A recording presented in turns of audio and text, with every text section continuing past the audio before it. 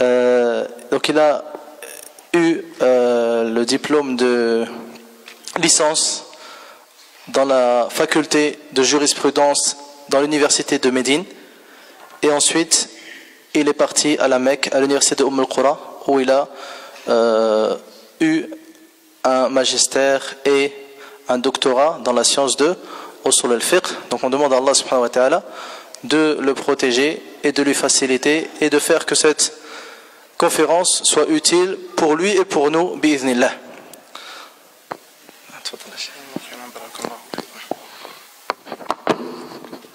Assalamu alaikum wa rahmatullahi wa barakatuh. Alhamdulillah.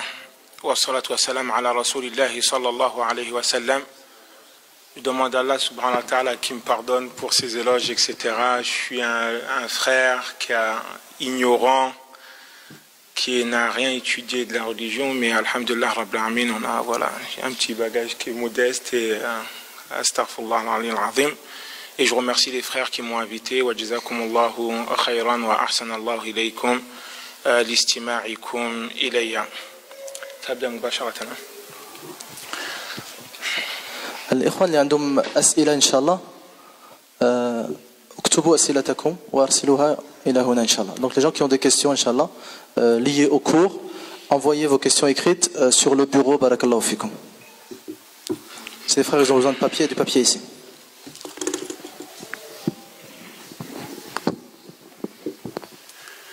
إن الحمد لله نحمده ونستعينه ونستهديه ونعوذ بالله تعالى من شرور أنفسنا وسيئات أعمالنا من يهدي الله فلا مضل له ومن يضلل فلا هادي له وأشهد أن لا إله إلا الله وحده لا شريك له وأشهد أن محمدا عبده ورسوله يا أيها الناس اتقوا ربكم الذي خلقكم من نفس واحدة وخلق منها زوجها وبث منهما رجالا كثيرا ونساء واتقوا الله الذي تساءلون به والأرحام إن الله كان عليكم رقيبا يا أيها الذين آمنوا اتقوا الله وقولوا قولا سديدا يصلح لكم أعمالكم ويغفر لكم ذنوبكم ومن يطع الله ورسوله فقد فاز فوزا عظيما أما بعد فإن أحسن الحديث كتاب الله وخير الهدي هديه صلى الله عليه وسلم وشر الأمور محدثاتها وكل محدثة بدعة وكل بدعة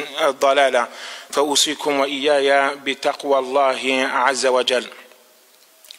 Louange à Allah, nous le louons, nous implorons son aide et nous implorons son pardon.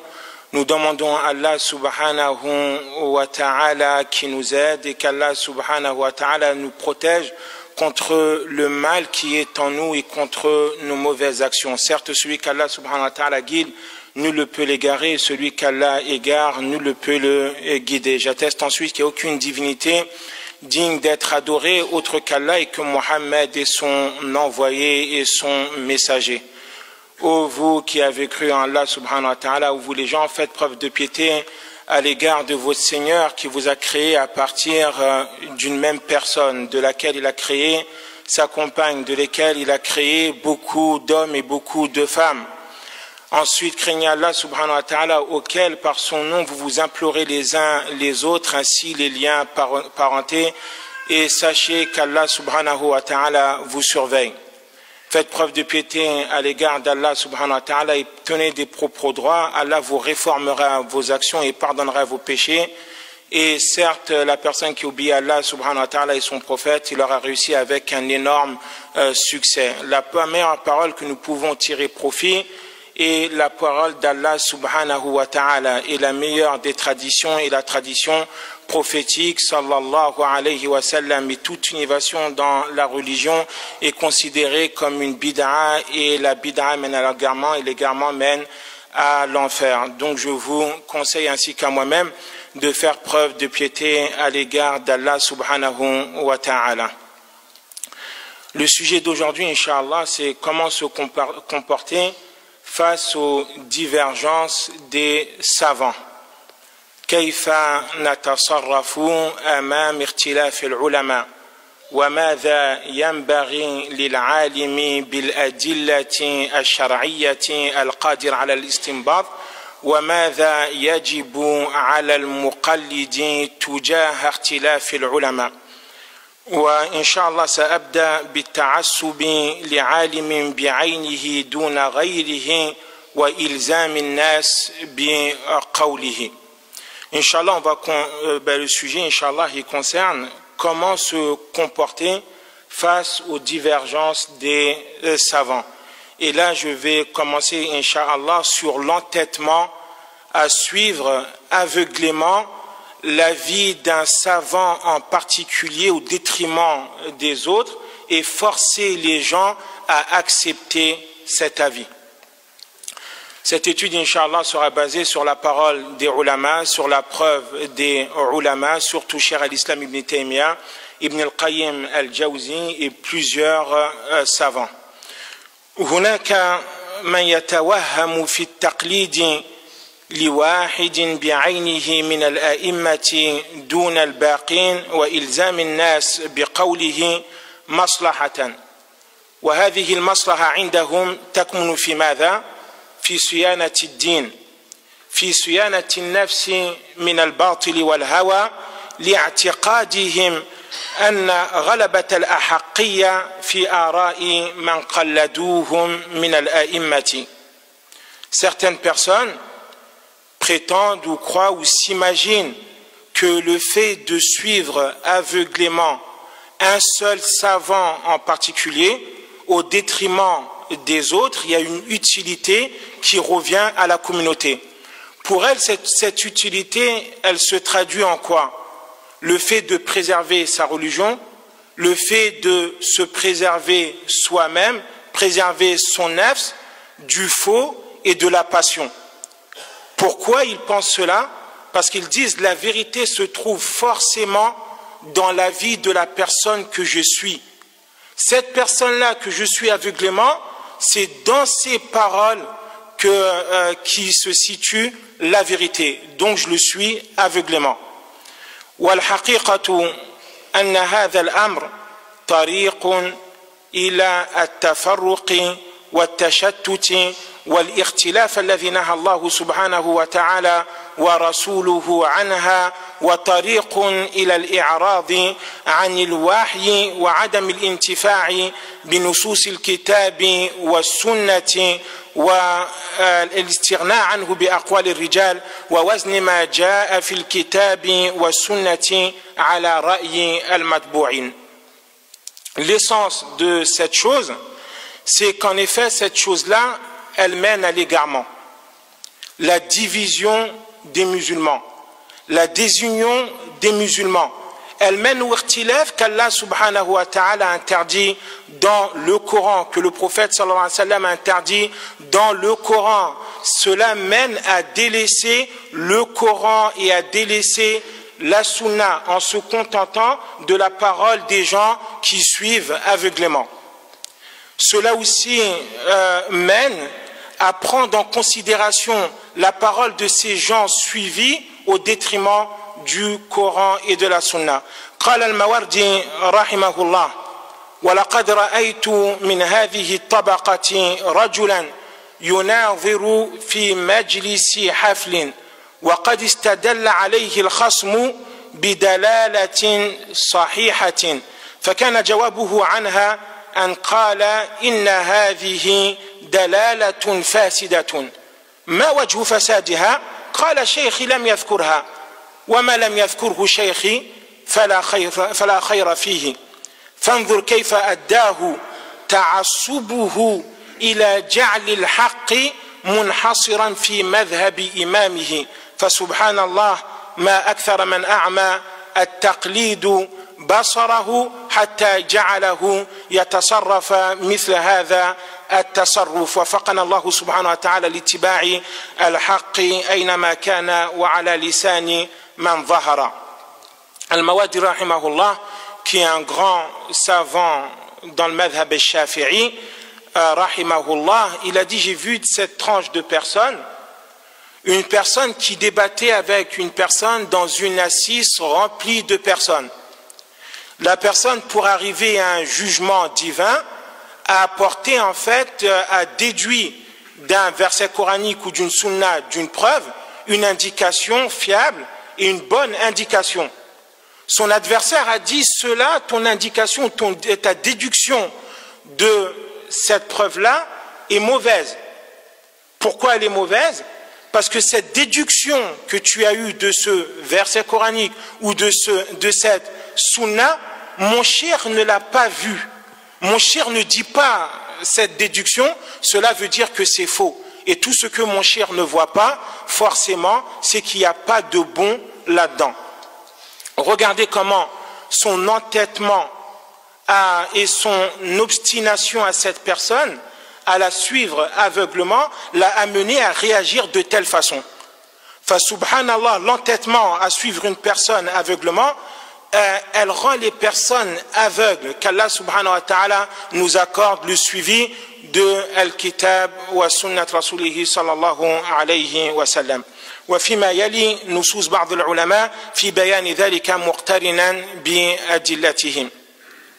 Dans ce qui suit, Inch'Allah, je vais apporter certaines paroles des savants, vu que presque la personne qui est considérée chez la plupart des gens, c'est Cheikh al-Islam Ibn Taymiyyah, Ibn al-Qayyim al-Jawzi, et ceux qui ont un peu approfondi tout ce qui concerne le taqlid, parce qu'il y avait plus de fitna dans l'époque de Cheikh al-Islam Ibn Taymiyyah. C'est pour cela que je cite ces jours-là. Ça ne veut pas dire qu'Imam Malik ce n'est pas un grand savant, ni l'imam Shafi'i. Il y a beaucoup de grands savants avant eux, et il y aura beaucoup de savants aussi après eux. Inch'Allah, avec leurs preuves. يقول شيخ الإسلام رحمه الله: ومن تعصب لواحد بعينه من الأئمة دون الباقين فهو بمنزلة من تعصب لواحد بعينه من الصحابة رضوان الله عليهم كالرافضي الذي يتعصب لعلي رضي الله تعالى عنه دون الخلفاء الثلاثة وجمهور الصحابة. Cheikh al-Islam Ibn Taymiyyah rahimahullah, il dit la personne qui s'entête à suivre aveuglément un cheikh, cette personne-là est semblable à la personne qui suit un seul sahabi au détriment des autres. Comme al-Rafidi qui sont les chiites, ils suivent seulement Ali radiallahu ta'ala anhu au détriment des grands sahaba comme Abu Bakr radiallahu ta'ala anhu, Uthman radiallahu ta'ala anhu, Umar radiallahu ta'ala anhu et les autres sahaba. وكالخارجي الذي يقدح في عثمان وعلي رضي الله تعالى عنهما, et comme le khariji qui vient dénigrer et rabaisser Ali radiallahu ta'ala anhu et Uthman radiallahu ta'ala anhu. فهذه طرق أهل البدع والأهواء الذين ثبت بالكتاب والسنة أنهم مذمومون خارجون عن الشريعة والمنهاج الذي بعث الله به رسوله صلى الله عليه وسلم.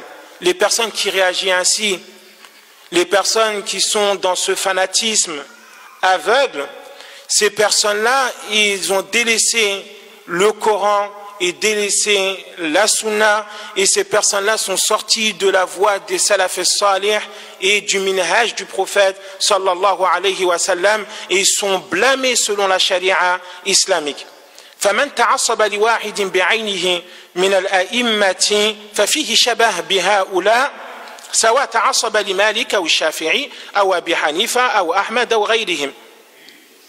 La personne qui s'entête à suivre un seul imam, comme la personne qui dit moi je suis seulement l'imam Malik, la vérité se trouve forcément seulement dans les paroles d'imam Malik, ou la personne qui dit moi je suis seulement Abu Hanifa, ou la personne qui dit moi je suis l'imam Shafi'i seulement, il a une ressemblance avec ces gens-là qui s'entêtaient à suivre seulement un seul des sahaba. ثم غاية المتعصب لواحد بعينه منهم أن يكون جاهلا بقدره في العلم والدين وبقدر الآخرين فيكون جاهلا ظالما والله يأمر بالعدل ويأمر بالعلم والعدل وينهى عن الجهل والظلم. قال تعالى وحملها الإنسان إنه كان ظلوما جهولا. فعرض الله سبحانه وتعالى الأمانة على السماوات والأرض والجبال فأبين أن يحملنها فأشفق الله سبحانه وتعالى منها لكن الإنسان حملها إنه كان ظلوما جهولا. Il dit l'essence de cette personne qui suit aveuglement, cette personne-là en fait elle ignore sa propre estime. Elle ignore sa valeur, la valeur du shirk qui suit, et aussi elle ne sait pas aussi la valeur des adversaires de son shirk. En fait, il ne sait pas si son shirk il a raison ou son shirk n'a pas raison, s'il dit vrai ou faux, quel est son degré exact. Elle ne peut pas savoir cela. Une personne qui compare entre deux personnes, c'est qu'il a de la science au-dessus des deux personnes pour pouvoir dire telle personne est plus fort que telle personne.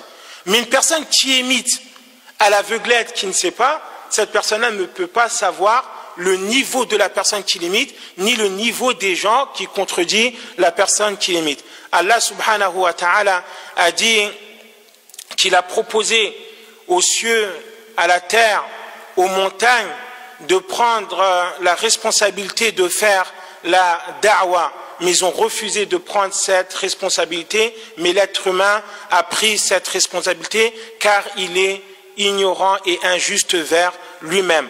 Alors maintenant, de suivre une seule personne au détriment des autres, cela est une injustice et de l'ignorance. Et Allah subhanahu wa ta'ala nous interdit cela.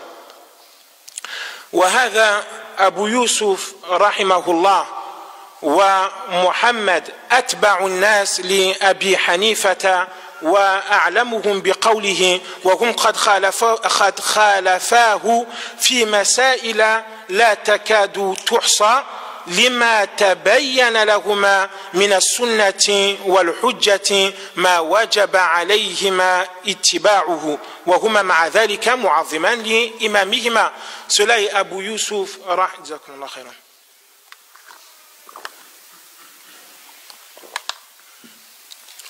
L'imam Abu Yusuf, qui est un des compagnons un des adeptes d'imam Abi Hanifa, et aussi Mohammed, les deux plus grands adeptes de l'imam Abi Hanifa, ils suivaient l'imam Abi Hanifa. On va dire que c'était des fanatiques, mais pas dans l'abus.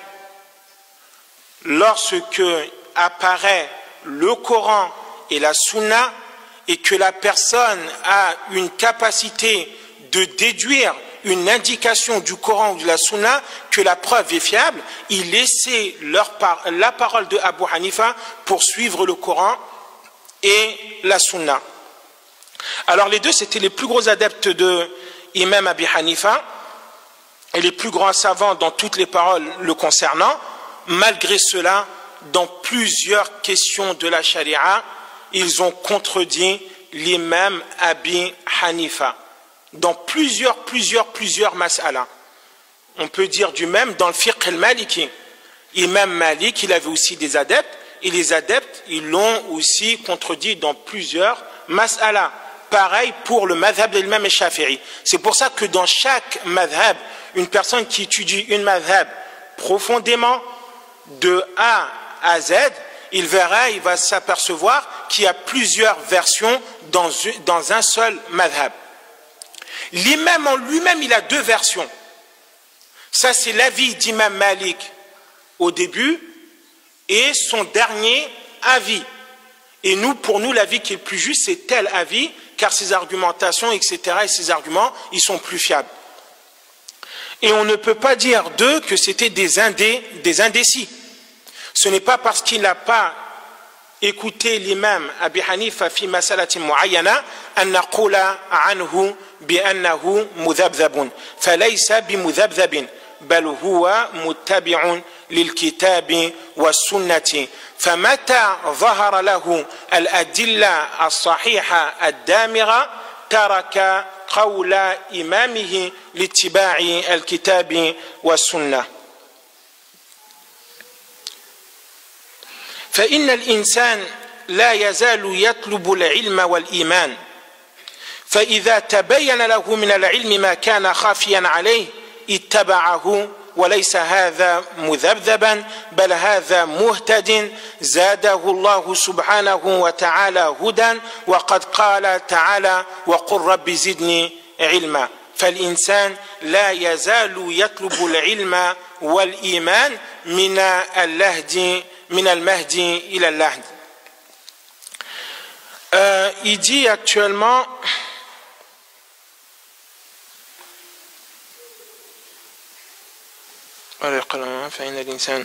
la personne, elle ne cesse d'apprendre la science, d'avancer, d'augmenter sa foi, d'augmenter son savoir depuis le berceau jusque la tombe. La personne ne cesse d'apprendre et de s'enrichir dans la science. La personne qui délaisse un avis pour revenir à la vérité, on ne peut pas dire de cette personne-là que c'est un indécis. Bien au contraire, cette personne-là, c'est une personne qu'Allah subhanahu wa ta'ala a guidée, qu'Allah subhanahu wa ta'ala lui rajoute la guidée. Allah subhanahu wa ta'ala a dit dans le Coran wa qur rabbi zidni ilma, dit ô Seigneur, augmente ma science.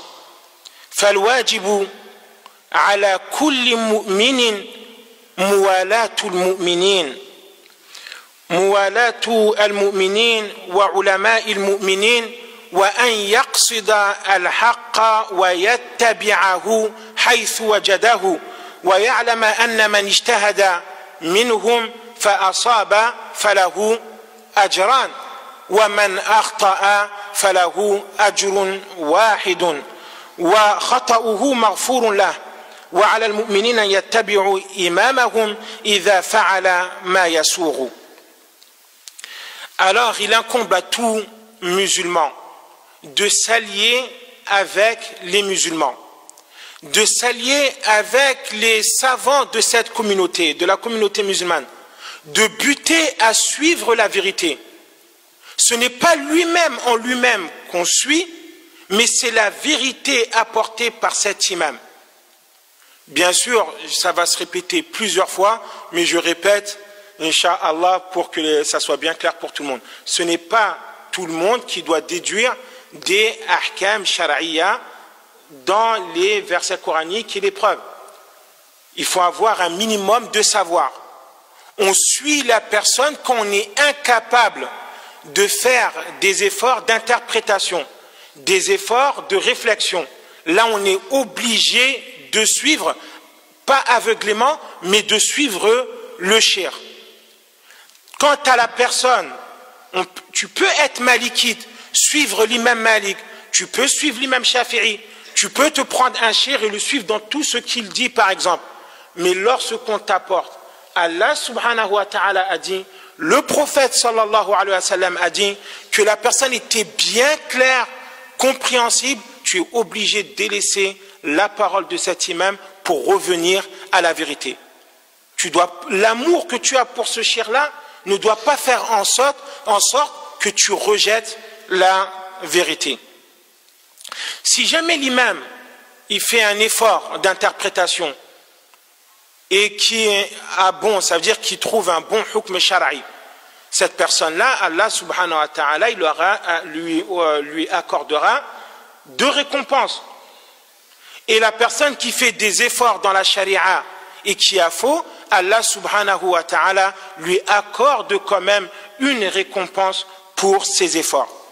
Et le musulman est censé suivre son imam lorsque son imam fait ce qu'il doit faire. Le prophète sallallahu alayhi wa sallam a dit innama ju'ila al-imam liyutamma bihi. L'imam a été conçu afin qu'il soit suivi.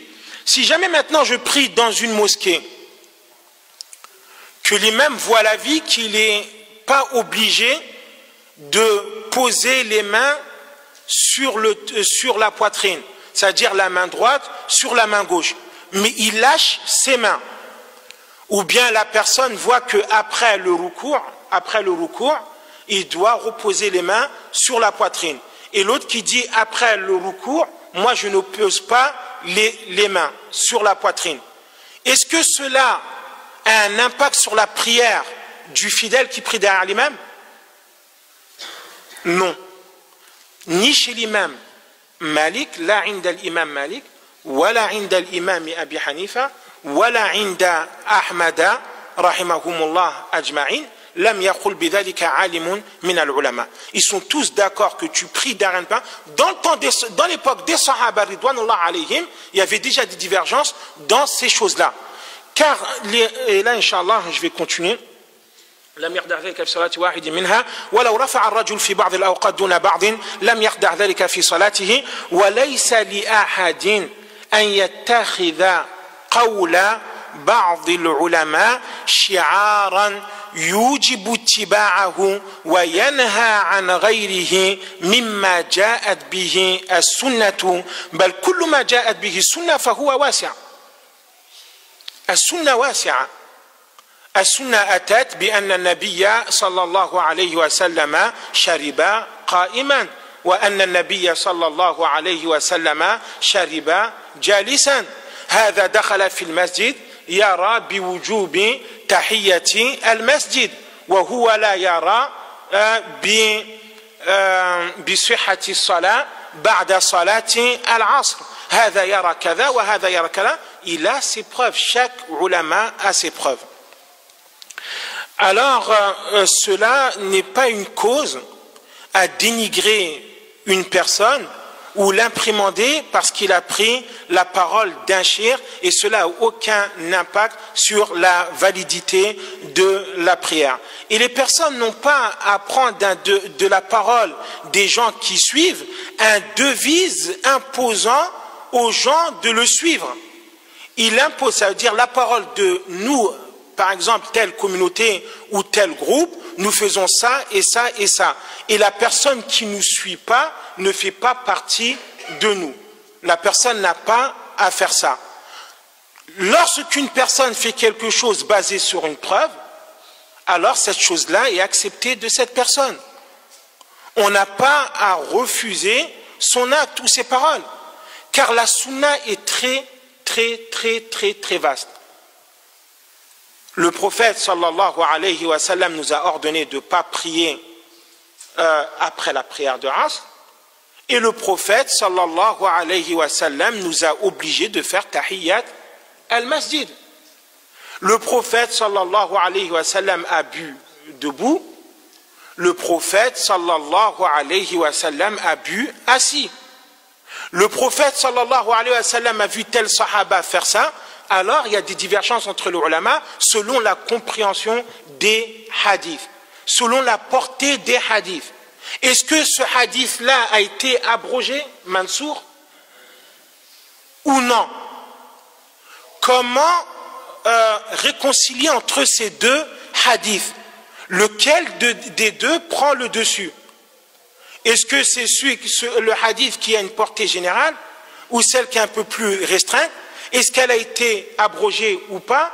Comment les rassembler? Il y a une divergence. Allah subhanahu wa ta'ala a fait en sorte que les gens ne sont pas pareils, ne sont pas égaux dans la compréhension.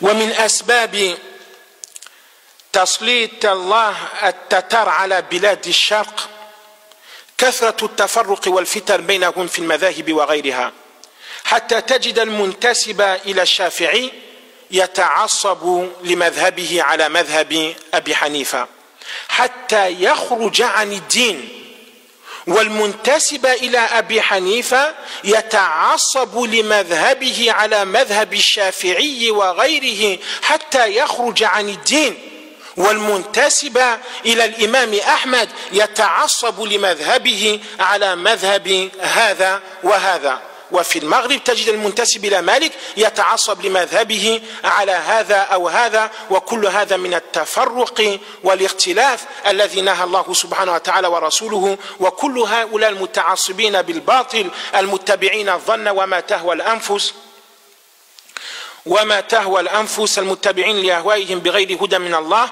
مستحقون للذم والعقاب. Parmi les causes de l'invasion de Tatars, les Mongols, à l'ancienne, qui était avec Genghis Khan, c'est ça? Avec Genghis Khan, la cause de l'invasion de ces personnes-là au pays oriental, c'est la fitna qu'il y avait entre les musulmans, le fanatisme. Il y avait beaucoup de fanatisme. Et cet fanatisme qui mène à la division des musulmans, à la désunion des musulmans, ça a été la cause que At-Tatar a envahi les musulmans. À tel point que tu voyais la personne qui se disait Shafi'i, suivait l'imam Shafi'i au détriment de l'autre imam, à tel point de sortir de la religion. La personne qui se disait Hanafite, il suivait tellement l'imam Abi Hanifa au détriment des autres qui sortaient aussi de la religion. Et aussi les problèmes au Maghreb arabe, c'est à cause aussi du ta'assub, c'est l'entêtement à suivre aveuglement.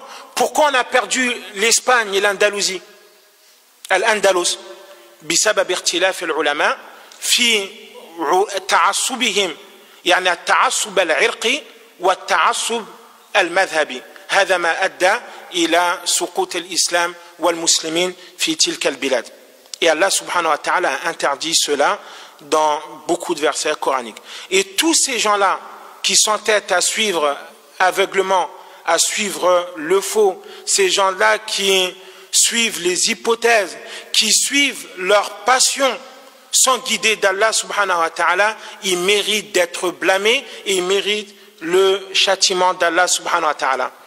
Dans une autre version, là c'est très important. فَمَنْ صَارَ إِلَى قَوْلٍ مُقَلِّدًا لِقَائِلِهِ لَمْ يَكُنْ لَهُ أَنْ يُنْكِرَ على من صار إلى القول الآخر مقلدا لقائله لكن إن كان مع أحدهما حجة شرعية وجب الانقياد للحجج الشرعية إذا ظهرت. Maintenant, qui parmi vous est un mujtahid? Il y a un mujtahid parmi vous? Un fanatique? Il n'y a pas de fanatique aussi? Bon, on est tous fanatiques d'un côté et muttabi', on suit aussi le dalil d'un autre côté. Cheikh al-Islam Ibn Taymiyyah dit la personne qui suit un imam qui se dit je suis un fanatique. Le Cheikh Rida à côté de moi aussi dit que c'est un fanatique. Moi par exemple lui c'est un hanbali, moi je suis malikite, ou lui c'est un malikite et moi un hanbalite.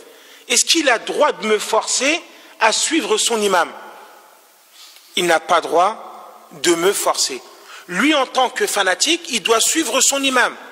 Et moi en tant que fanatique, je suis mon imam.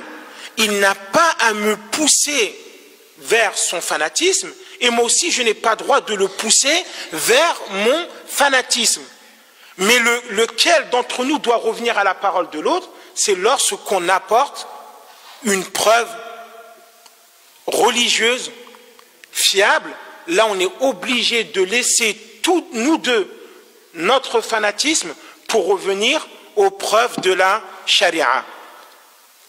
ولا يجوز لأحد أن يرجح قولا على قول بغير دليل ولا يتعصب لقول على قول ولا لقائل على قائل بغير حجة بل من كان مقلدا لازم حل التقليد فلم يرجح ولم يزيف ولم يصوب ولم يخطئ.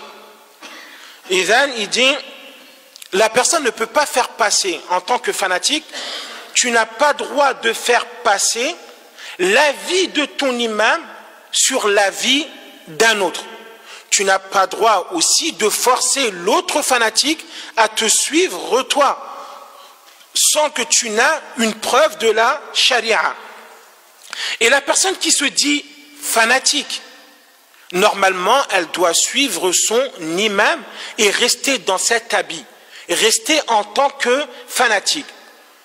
tu n'as pas droit de modifier les paroles de ton imam que tu suis, tu n'as pas droit d'infirmer ce que ton imam dit, et tu n'as pas droit d'infirmer, confirmer, tu n'as droit de rien faire. C'est quoi le hukm de tel mas'ala? Le hukm de tel mas'ala est un tel. Qui le dit? C'est mon imam. Pourquoi mon imam dit ça? Mon imam s'est basé sur telle preuve. On s'arrête là. Malheureusement, je vois que les fanatiques de France, Wallah subhanahu wa ta'ala al-musta'an, il se dit fanatique, il suit aveuglément un cher et il te pousse à suivre son imam. Et il vient, il te dispute dans tes arguments. Tu n'as pas raison dans tel dalil, parce que tel dalil est comme ça, comme ça. Akhil Karim, tu es un fanatique, tu n'as pas à disputer mes avis, ou bien dire mon cher dit tel et son argument c'est vrai, et modifier les paroles de ton imam. Non, toi tu as seulement à transmettre la parole de ton imam et tu t'arrêtes là. Même le transmettre, ce n'est pas à toi de le faire. Tu n'as pas assez de science pour transmettre cette chose-là. Wallah subhanahu wa ta'ala al-musta'an. ومن كان عنده من العلم والبيان ما يقوله سمع ذلك منه فقبل ما تبين أنه حق ورد ما تبين أنه باطل ووقف ما لم يتبين فيه أحد الأمرين والله سبحانه وتعالى قد فاوت بين الناس في قوى الأذهان كما فاوت بينهم في قوى الأبدان. Maintenant, en tant que fanatique, la personne a un peu de science, du savoir.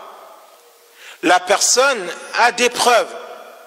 Là, il se doit aux musulmans, il incombe aux musulmans d'écouter cette personne.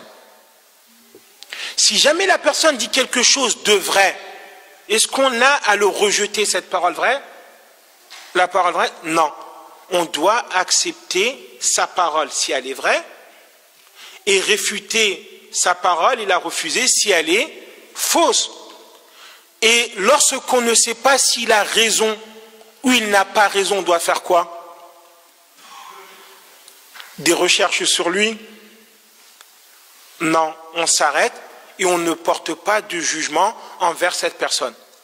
On ne sait pas s'il a raison, on ne sait pas s'il n'a pas raison. Normalement, on n'a à prendre aucune position et garder une position neutre. Wallahu subhanahu wa ta'ala qad fawata bayna an-nas. Allah subhanahu wa ta'ala a fait en sorte qu'il y a une différence entre les gens dans la capacité de comprendre de la même manière qu'Allah subhanahu wa ta'ala a fait qu'il y a une différence dans la force physique. Nos forces physiques ne sont pas égaux. Nos forces aussi à comprendre les choses, à déduire les jugements religieux des textes ne sont aussi pas pareils. On peut voir un grand savant qui se trompe dans une mas'ala et on peut voir un ignorant dans la majorité des choses qui a raison dans une mas'ala. Wa hadhihi al-mas'ala, cette question-là et les questions qui sont semblables à celle-là font partie des profondeurs de fiqh et c'est l'essence de la jurisprudence musulmane. L'essence de la jurisprudence musulmane, c'est de savoir ces profondeurs-là, c'est cela qui fait que les musulmans se respectent les uns les autres. Comment tu peux respecter la parole d'autrui? Tu ne sais pas que la vérité peut sortir de la parole de ton fan et ton imam que tu suis aveuglement. Pour toi, la vérité, elle se trouve que chez toi. Telle personne n'est pas d'accord avec toi, donc tu dois le dénigrer. Donc tu dois le rejeter. Tu ne dois pas marcher avec lui. Alors tu mets en garde contre cette parole parce qu'il apporte des paroles qui sont différentes des paroles que tu as l'habitude d'entendre. Cela est basé sur l'ignorance. Alors la personne qui n'a pas du savoir, elle fait partie de la masse des gens. Elle fait partie min awam an-nas, du petit public, monsieur tout le monde. La personne qui n'a pas de savoir, qui ne peut pas déduire les choses. Je le répète encore une fois, comme le cheikh le répète plusieurs fois afin que ça rentre, il n'a pas à modifier, infirmer, infirmé, il ne doit rien faire. Qu'Allah subhanahu wa ta'ala nous guide à ce que Allah subhanahu wa ta'ala adhère de nous. وقال أيضا أما وجود اتباع القائل في كل ما يقوله من غير ذكر دليل يدل على صحة ما يقوله فليس بصحيح بل هذه المرتبة هي مرتبة الرسول صلى الله عليه وسلم التي لا تصلح إلا له. La seule personne qu'on a à prendre ses paroles aveuglément sans qu'il a nous apporté un argument, c'est le prophète sallallahu alayhi wa sallam. Ce statut, c'est que le statut du prophète sallallahu alayhi wa sallam et aucune autre personne au monde a droit à ce statut. Allah subhanahu wa ta'ala nous a obligés d'obéir au prophète sallallahu alayhi wa sallam, de suivre le prophète sallallahu alayhi wa sallam. Lorsque Allah décrète une chose et le prophète sallallahu alayhi wa sallam décrète une chose, on ne doit pas délaisser cette chose-là. Par peur qu'Allah subhanahu wa ta'ala nous châtie avec un châtiment sévère. On ne doit pas délaisser la parole du prophète, ni la parole d'Allah subhanahu wa ta'ala, et les personnes qui délaissent la parole d'Allah et la parole du prophète au détriment d'un autre, et cette personne-là, Yawmul Qiyamah, il regrettera, et Allah subhanahu wa ta'ala le châtiera dans ce bas monde, et à l'au-delà, illa man rahim Allah, sauf celui qu'Allah subhanahu wa ta'ala lui accorde la miséricorde. قال ابن القيم رحمه الله ثم خلف من بعدهم من بعد السلف الصالح خلوف فرقوا دينهم وكانوا شيعا كل حزب بما لديهم فرحون وتقطعوا أمرهم بينهم زبرا وكل إلى ربهم راجعون جعلوا التعصب للمذاهب ديانتهم التي يدينون الله سبحانه وتعالى بها ورؤوس أموالهم التي يتاجرون بها وآخرون قنعوا بمحض التقليد وقالوا إنا وجدنا آباءنا على أمة وإنا على آثارهم مقتدون. Il a dit ensuite, il y a des gens qui ont succédé les bons prédécesseurs. Ces gens-là, ils ont divisé leur religion. Chaque partie se contente de ce qu'elle a. Elle se contente de ses dalils et de son imam. Ils ont divisé leurs choses entre eux et eux tous retourneront vers Allah subhanahu wa ta'ala. Ils ont fait de l'entêtement à suivre aveuglément un shir, à le suivre au détriment du kitab et de la sunna, leur chemin, leur religion. Pour eux, c'est ça la religion. La vraie religion, c'est celui à suivre une personne aveuglément. Ils ont fait de cela leur commerce, c'est leur capital pour leur commerce. Et certains parmi eux ont dit non, moi sincèrement, j'ai même pas envie de savoir. Qu'il a raison ou il n'a pas raison, je le suis. Et ça, c'est le pire des fanatiques. La personne qui suit l'erreur d'un imam, ça c'est subhanallah, il est presque au degré des koufars. S'il ne fait pas attention, il sort de l'islam. Tel shir, il a faux, il n'a pas faux, c'est la personne que je suis. Donc tu ne suis plus le prophète sallallahu alayhi wa sallam. Ils ont dit, nous avons vu nos parents sur un chemin et nous allons suivre le chemin de nos parents. Dans un autre verset coranique, ils ont dit, nous suivons les coutumes de nos parents. Quoi, mais si vos parents, ils n'avaient pas de raison ou bien ils étaient égarés? Et leur réponse, ça sera oui, que nos parents soient égarés, que mon cher soit égaré ou pas, moi je suis un fanatique à 100%. Et ça c'est un grand péché. قال الشافعي رحمه الله l'imam الشافعي رحمه الله a dit أجمع المسلمون على أن من استبانت له سنة رسول الله صلى الله عليه وسلم لم يكن له أن يدعها لقول أحد من الناس.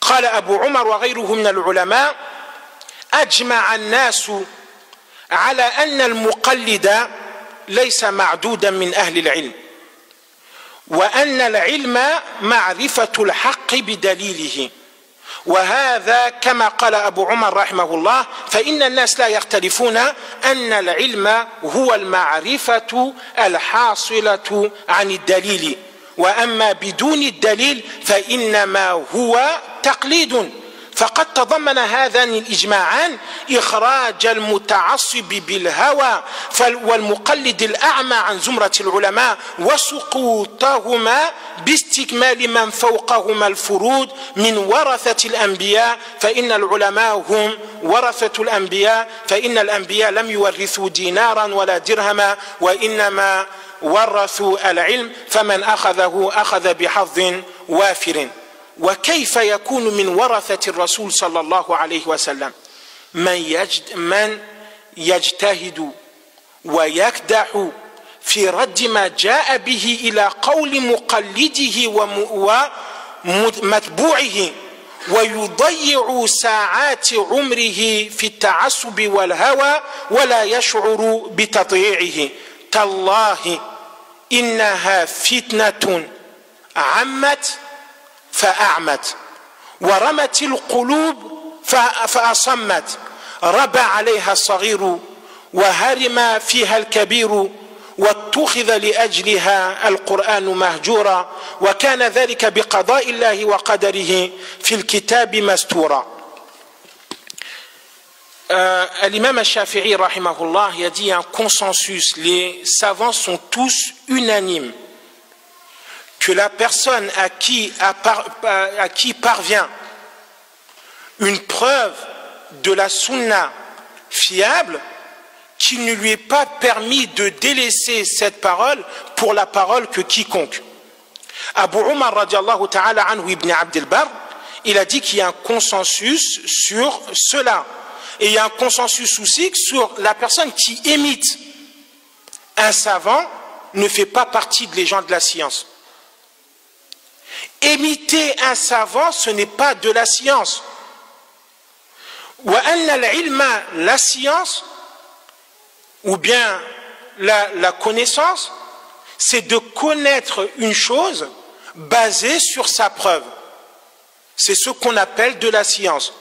Et le fait de savoir quelque chose sans preuve, cela est de l'imitation. Et ces deux personnes qui imitent aveuglément, par passion, ne font pas partie des ulama. Car les ulama, c'est les héritiers du prophète sallallahu alayhi wa sallam. Le prophète sallallahu alayhi wa sallam n'a pas laissé comme héritage un dinar ou un dirham, mais le prophète sallallahu alayhi wa sallam a hérité la science. La personne qui prend la science, cette personne-là, il a pris, Allah subhanahu wa ta'ala lui a accordé un très grand bienfait. Comment cette personne-là peut être considérée comme les gens de la science, alors qu'il passe le temps de toute sa vie à refuter, à refuser la parole des savants pour la parole qui suit aveuglément. Il perd le temps de sa vie. Ouais, mais tel cheikh a dit, toute sa vie en train de perdre son temps cher pour at-ta'assub, pour cet entêtement, pour cette passion. Il ne sent même pas le temps qu'il est en train de perdre. Il a dit, Allah, il jure par Allah subhanahu wa ta'ala que ceci est une fitna, c'est une discorde, un trouble qui s'est propagé, qui a rendu les gens aveugles. Ce trouble-là a touché les cœurs des gens et les a rendus insensibles, les a rendus abasourdis. On éduque le petit à suivre aveuglément un cheikh. Et les adultes qui viennent juste de rentrer dans l'islam, etc., ils vieillissent dans ce chemin-là. Et à cause de cela, on a délaissé le Coran et la Sunna. Surtout ici. Comment ça se fait que tu te permets de dire Allah a dit, le prophète a dit? Qui tu es pour te permettre de dire cela? As-tu une science? As-tu une tazkiya d'un cheikh? Qui t'a permis d'enseigner cette science? Oui, mais le prophète a dit. Le prophète a dit, mais toi tu ne comprends pas. tu ne peux pas comprendre ce qui provient du prophète sallallahu alayhi wa sallam. Tu n'es pas apte de comprendre. Alors il faut que tu te bases sur la parole d'un cheikh. Alors dans ce cas-là, quelle est l'utilité de lire le Coran? Aucune utilité. Alors il faut faire attention. On a droit d'imiter, mais lorsqu'une personne prétend, et c'est un musulman qui connaît le dalil, laissez-le faire son ittiba. Laissez-le suivre le Coran et la sunna et forcez pas la personne à suivre aveuglément l'avis de cette personne. وعظمت بسببها الرزية بحيث لا يعرف أكثر الناس سواها ولا يعدون العلم إلا إياها فطالب الحق من مظانه لديه مفتون ومؤثره على ما سواه عندهم مغبون نصبوا لمن خالفهم في طريقهم الحبائل وبغوا له الغوائل ورموه عن قوس الجهل والبغي والعناد وقالوا لإخوانهم إنا نخاف أن يبدل دينكم أو أن يظهر في الأرض الفساد فحقيق بمن لنفسه عنده قدر وقيمة ألا يلتفت إلى هؤلاء ولا يرضى لها بما لديهم وإذا رفع له علم السنة النبوية شمر إليه ولم يحبس نفسه عليهم فما هي إلا ساعات حتى يبعثر ما في القبور ويحصل ما في الصدور وتتساوى أقدام الخلائق في القيام لله سبحانه وتعالى وينظر كل نفس ما قدمت يداه ويقع التمييز بين المحقين والمبطلين ويعلم المعرضون عن كتاب ربهم وسنة نبيهم أنهم كانوا كاذبون.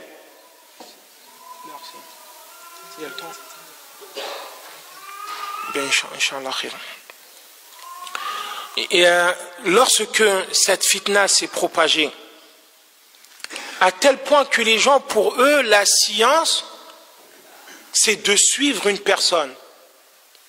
Pour eux, ils apparentent maintenant la science à une personne qui est expert, a dit, tel cheikh a dit, etc. Pour eux, la personne qui prend des sources, c'est une personne égarée. Une personne qui se trompe, c'est une personne qui n'est pas dans le chemin d'Allah subhanahu wa ta'ala. Alors ils ont mis des bâtons dans ses roues. Ils l'ont bloqué le passage. Ils l'ont insulté de tous les noms. Telle personne est un ignorant, c'est une personne têtue. Ils ont dit à leurs frères, on a peur que cette personne change votre religion. Faites attention, telle personne qui vient vous dire Allah subhanahu wa ta'ala a dit, qui vient vous apporter la parole du prophète sallallahu alayhi wa sallam. On a peur que cette personne-là vous ramène des innovations qui vous changent votre religion ou bien qui sème la pagaille sur terre. La personne qui a de l'estime à lui-même, la personne qui se respecte ne doit pas convoiter ces personnes-là. Bien au contraire, il doit convoiter les hadiths du prophète sallallahu alayhi wa sallam et se rabaisser et accepter les hadiths du prophète sallallahu alayhi wa sallam où qu'elles soient, de qui elles proviennent. Car c'est des jours et Allah subhanahu wa ta'ala va ressusciter les personnes qui sont dans leur tombe. Allah subhanahu wa ta'ala va montrer tout ce qu'on cachait dans nos poitrines. Et ce jour-là, nous tous, on serait égaux face à Allah subhanahu wa ta'ala. Et chaque personne verra devant lui ce qu'il a apporté dans pour cette religion. Ce jour-là, il y aura la distinction entre les gens qui sont dans le droit chemin et les détractés. Les gens qui s'éloignaient de la parole d'Allah subhanahu wa ta'ala, et ce jour-là, ils vont s'en rendre compte qu'ils étaient dans l'égarement.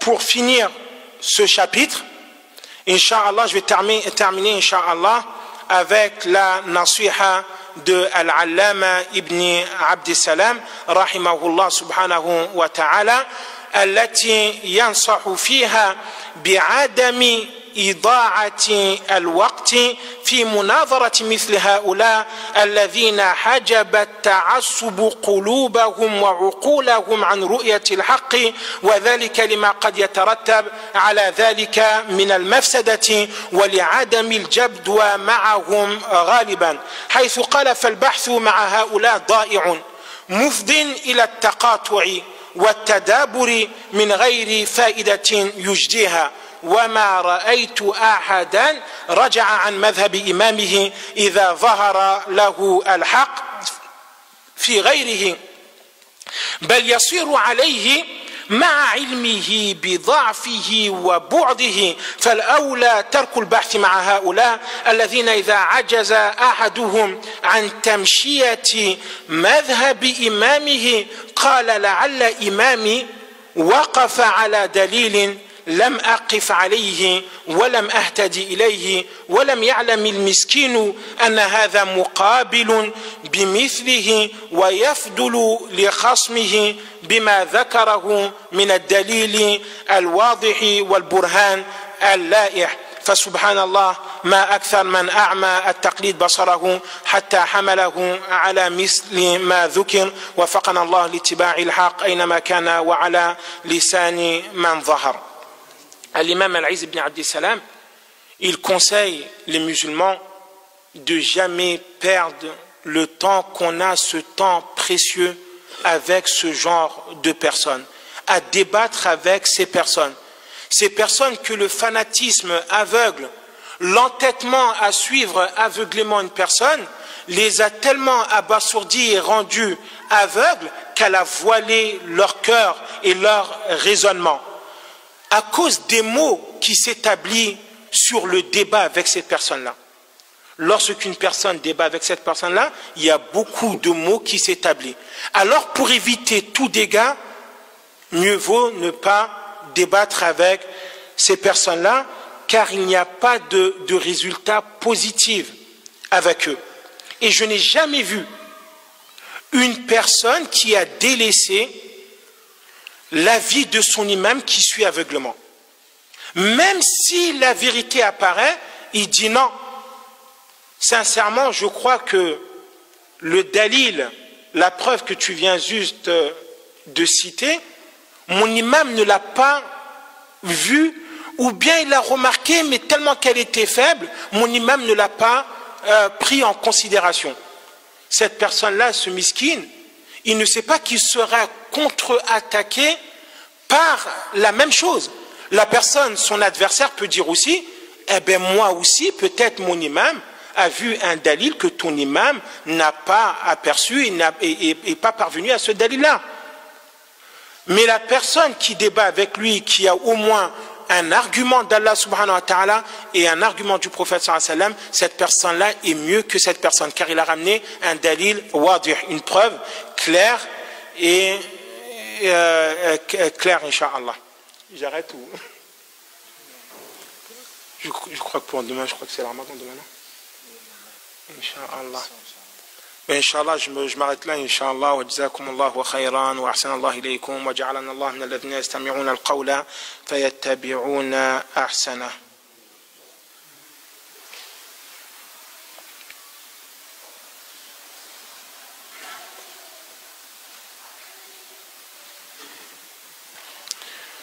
La personne, elle me demande: Assalamu alaikum wa rahmatullah wa barakatuhu, hal yajuzu lana أن نختلف في العقيدة والمنهج أم يجب علينا أن نكون على عقيدة واحدة وهل السلف من الصحابة ومن تبعه بإحسان قد اختلفوا في العقيدة. Allah subhanahu wa ta'ala, il a fait en sorte que la Ummah, on ne peut pas être unis, tous unis dans la même pensée.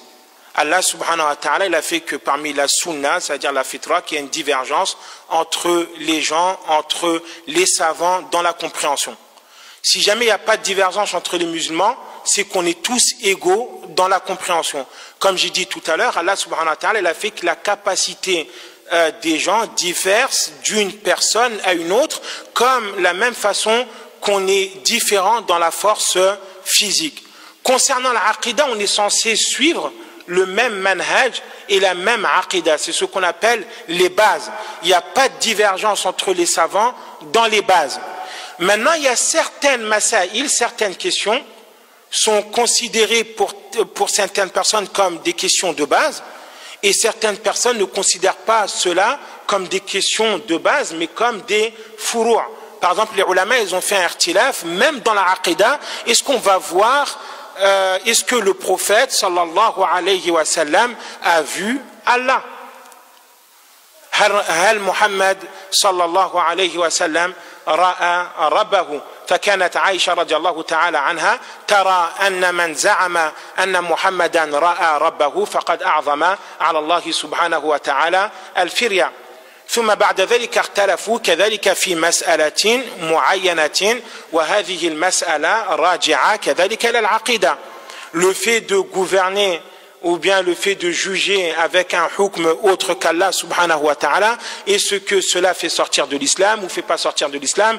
Une personne qui délaisse la prière, est-ce que cette personne-là est considérée comme croyant ou pas croyant? Il y a des khilaf baynahum fi al-masail al-aqadiyya wallah subhanahu wa ta'ala a'la wa a'lam.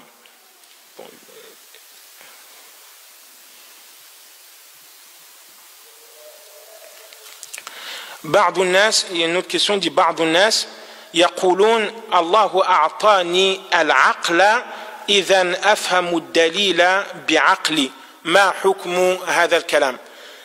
Certaines personnes disent Allah subhanahu wa ta'ala m'a donné une raison afin de raisonner, afin de comprendre, etc. Et alors je dois suivre le dalil selon ma compréhension et selon mon raisonnement. On suit la sunna du prophète sallallahu alayhi wa sallam selon la compréhension des sahaba qui sont la meilleure génération. La meilleure génération depuis le prophète sallallahu alayhi wa sallam jusque maintenant, c'est la génération du prophète sallallahu alayhi wa sallam. Khayrul qurun qarni, thumma alladhina yalunahum, thumma alladhina yalunahum, wa afsadul qurun al-qarni alladhi nahnu fihi al-an. فنسأل الله سبحانه وتعالى أن يعلمنا ما ينفعنا. جزاكم الله خيرا.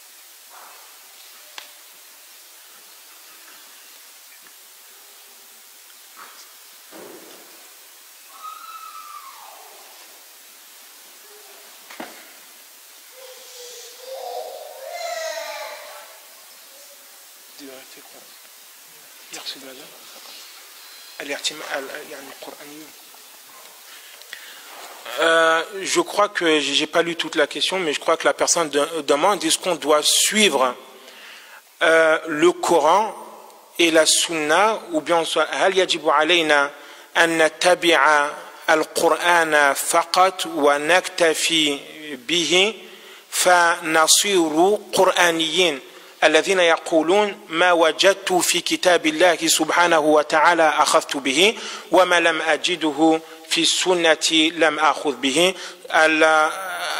يعني هذا كلام متناقض في ذاته، لأن النبي صلى الله عليه وسلم لم يكن ينطق عن الهوى بل كان وحي يوحى إليه، وأمرنا الله سبحانه وتعالى باتباع الكتاب وباتباع سنة رسوله صلى الله عليه وسلم. وقال النبي صلى الله عليه وسلم ومن رغب عن سنتي فليس مني. فيجب عليه أن يتبع الكتاب والسنة على فهم السلف الصالح. La personne, elle demande est-ce qu'elle est censée suivre seulement le Coran? En fait, c'est une secte, je crois, qui s'appelle, c'est les Qur'aniyoun, les gens qui disent, nous, on suit seulement le Coran. Si jamais on voit un jugement dans le Coran, on le prend. Si jamais on ne voit pas ce jugement dans le Coran, c'est que cette chose-là est abrogée ou bien il n'est pas obligé de le prendre. Le prophète, sallallahu alayhi wa sallam, ne parlait pas de lui-même. Le prophète sallallahu alayhi wa sallam recevait la révélation de Jibril alayhi assalam. Et Allah subhanahu wa ta'ala nous a ordonné de suivre Allah subhanahu wa ta'ala et de suivre le prophète. Et la personne qui s'écarte de la sunna du prophète sallallahu alayhi wa sallam, qui se contente, qui se délaisse, la personne qui délaisse la sunna du prophète sallallahu alayhi wa sallam ne fait pas partie de la communauté du prophète Muhammad sallallahu alayhi wa sallam. Wa jazakumullahu khairan. Alhamdulillah. جزاكم الله خير على صبركم وحسن استماعكم ونسأل الله تعالى أن يجزي الشيخ محمدا خير الجزاء وأن يجعل الكلمات نافعة وفي ميزان حسناته. نسأله تعالى أن يحفظه وأن يبارك له في عمره وفي علمه ونسأل الله تبارك وتعالى أن يبلغنا رمضان وأن يوفقنا للقيام والصيام وحسن العبادة إنه على ذلك قدير. اللهم صل وسلم وبارك على عبدك ورسولك محمد وعلى آله وصحبه أجمعين وآخر دعوانا أن الحمد لله رب العالمين.